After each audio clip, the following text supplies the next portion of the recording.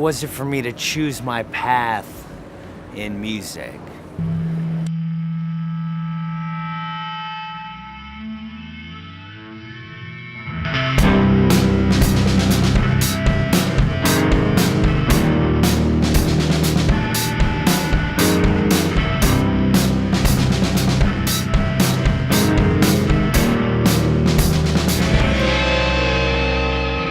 My father was a musician, so there was always instruments around. When I moved out from home and moved to Cologne, I started producing my own tracks. And I got to be about like 19, 20 years old, and we started this Titus Andronicus band. There was always a guitar, but my hands were too small, and I kept on trying to pick up the guitar, but it wouldn't fit, you know. But as soon as I grew, it was just,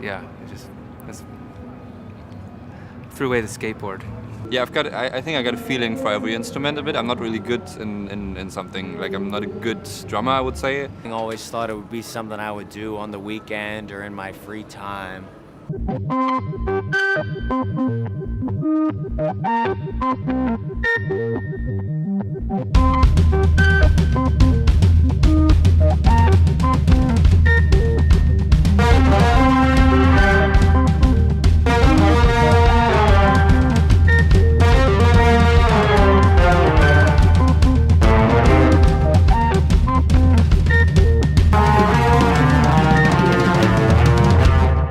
I think that's like the coolest thing about being an artist is just making things that you start out as little like not physical things in your head, and then they come to this.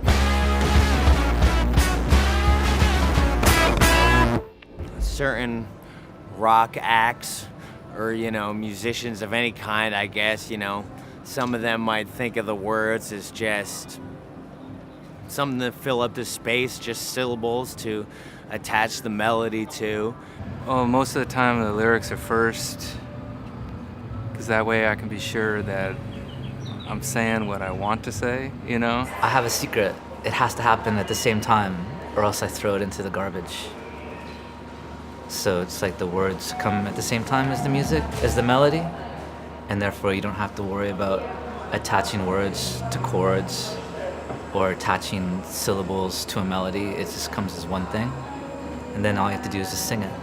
Wasting your days, chasing some girls, alright, chasing cocaine through the back rooms of the world all night. I want to present something real to the audience that has some meat to it, that they can dissect and think about. Like, I want to make songs that people can dance to, sure, but it's nice to have another layer where there's some meaning there. I never really liked like obvious happy songs or obvious sad songs. Like I always try to incorporate like a layer in my music, even though it's dance music. What I love most about pop music, like big pop songs, is that it's a challenge. It's hard to write a good song, and that's like a goal for me as an artist, to write a good song.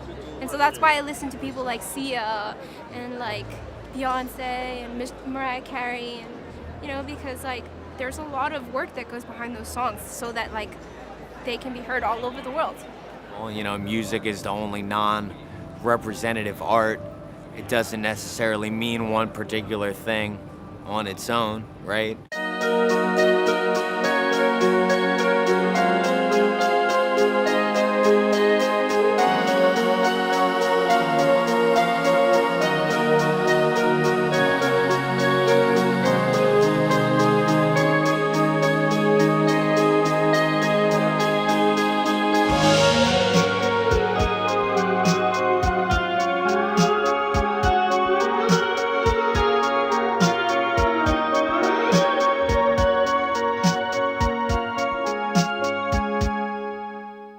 When we first started doing festivals, it was like you would just show up and you wouldn't get a chance to check anything. And especially in America, you have like 15 or 20 minutes between bands, so it's like this rush and you always sound terrible. The good parts is playing outside is really fun. I really like it. And you also make friends with other musicians. I think that's you get to see people you haven't seen in a while. It's like a tribe, I guess, that you have nothing in common with all these people. I haven't seen the Beach House people in ages, That was cool. I really just like have all the friends I have, I just like work with, you know? I mean, this is work, and like, you know, I play a show and I run into Kalela, and like, it's, I don't know, you just become friends and stuff. And you hang out at work.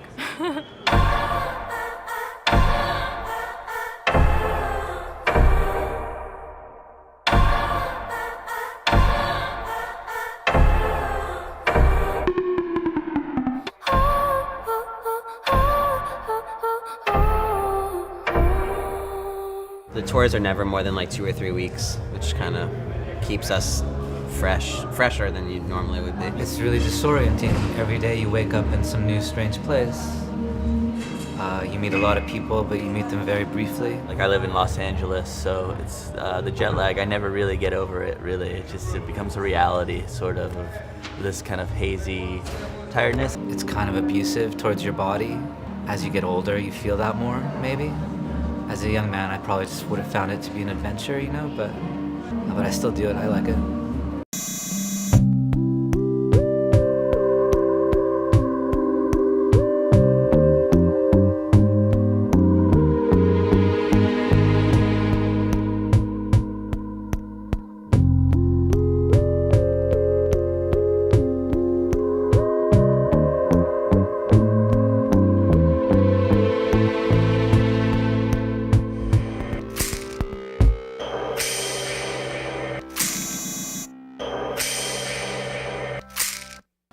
What do I think about this festival? And this is chill, isn't it? I mean, this park is beautiful. Eu lembro-me de estar a estudar em Barcelona em 2013, era um festival a que eu queria ter ido e perdi, infelizmente, portanto já é um festival que me chama há muito tempo. E pronto, é bom fazer parte de um festival assim. 2 days ago in Paris, I played like a basement for 200 people. And then tonight I played for thousands of people in Portugal, which I didn't even know, like, you know, like people in Portugal liked me. And I went to the barricades after I played and talked to the girls who were they waited. They were like, come. And so I was like, okay, I'll go say hi. Porto is amazing. The way that it's undefeated, how no foreign army could ever conquer the city, I think is fantastic. They're an indomitable, fierce people. I flew in last night at 2 o'clock in the morning, and I got only about 4 or 5 hours to see the city. I had a Francisine, and I had a Chavez. Beautiful grounds to walk around. They gave us really nice trailer with all kinds of snacks and drinks in it. A lot of good bands playing today. What more could you want? This is the life, you know? Primavera in Porto is fantastic.